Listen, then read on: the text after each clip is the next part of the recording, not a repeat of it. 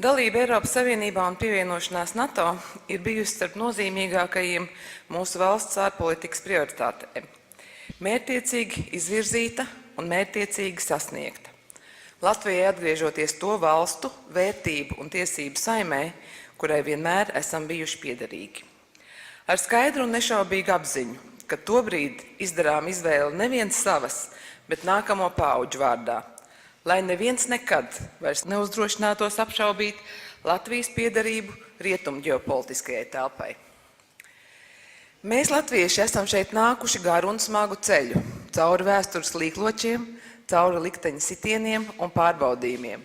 Un mēs šeit izsakām savu vēlmi un gatavību pievienoties Eiropas Savienībai. Tādai savienībai, kas mūs nav paņēmusi ar varu, ar viltu un brutālu spēku. Bet tādai savienībai, kurā mēs nākam no savas brīvas gribas, paši pēc savas brīvas izvēles. Mēs vēlētos pievienoties tām vērtībām, uz kā viņa pastāv, ko viņa pārstāv.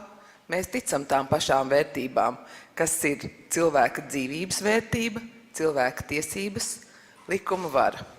Eiropas Savienības pievienošanās līguma parakstīšanas ceremonijā Atēnās 2003. gada 16. aprīlī savā uzrunā to teica prezidente Vaira Vīķe-Freiberga.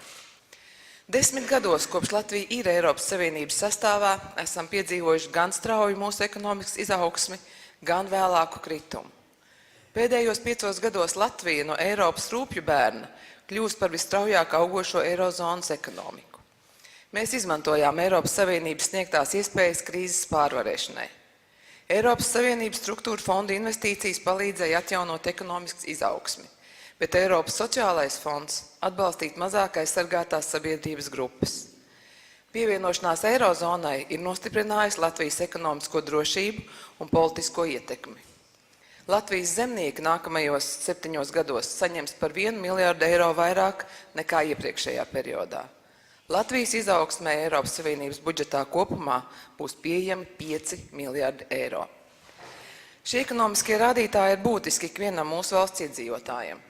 Tie nozīmē atjaunotus ceļus, siltinātas mājas, modernizētas skolu programmas, atbalstu inovācijām, uzņēmējdarbībai, nodarbinātībai un sociālās integrācijas programmām. Taču mūsu dalība Eiropas Savienībā nav mērāma skaitļos un procentos vien. Tā nesākas un nebeidzas finansiālos aprēķinos. Dalība Eiropas Savienībā ir arī mūsu piederības, identitātes un atbildības jautājums. Īru rokgrupas U2 līderis Bono nesen uzrunājot Eiropas Tautas partiju sanāksmi Dublinā teica, ka Eiropa ir skaista ideja, kurai jākļūst par sajūtu. Proti, labi iesāktais Eiropas projekts, kas nesis mieru un labklājību lielākajai kontinenta daļai, Eiropiešiem nu jāpiepilda ar lielāku dedzību, iestāties par solidaritāti un līdzdalību, vērtībām, kuras liktas Eiropas Savienības pamatā. Domāju, ka Latvijas lēmums pievienoties Eiropas Savienībai pirms 10 gadiem primāri bija balstīts tieši šajās sajūtās un vērtībās. 2003. gada rudenī, kad Latvijas pilsoņi referendumā atbalstīja iestāšanos Eiropas Savienībā, tas vispirms bija sajūtu balsojums par atgriešanos Eiropā. Un tikai pēc tam par dažādiem praktiskiem ieguvumiem, kurus tā sniedz. Latvijas ieguvumi no dalības Eiropas Savienībā nav bijuši mērām tikai finanšu izteiksmē vien. Tā kalpojusi par dzinulu reformām, lai veidotu mūsu valsti modernāku, sakārtotāku un konkurētspējīgāku. Bet vai ideiskā līmenī dalība Eiropas Savienībā ir kļuvusi par sajūtu, par ko runāju pašā sākumā? Savas sajūtas varu rezumēt 2 vārdos – drošība un neatkarība.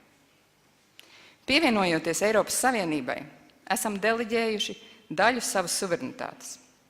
Tomēr paradoksālā veidā esam ieguvuši daudz vairāk garantijas mūsu valsts neatkarībai. Esam ieguvuši lielāku drošības sajūtu par mūsu zemi un tautu. Drošības sajūtu, kas nav mērāma skaitļos un statistikas datos, bet kuru patiesi novērtējam šī brīža politiskās turbulences apstākļos Austrumeiropā.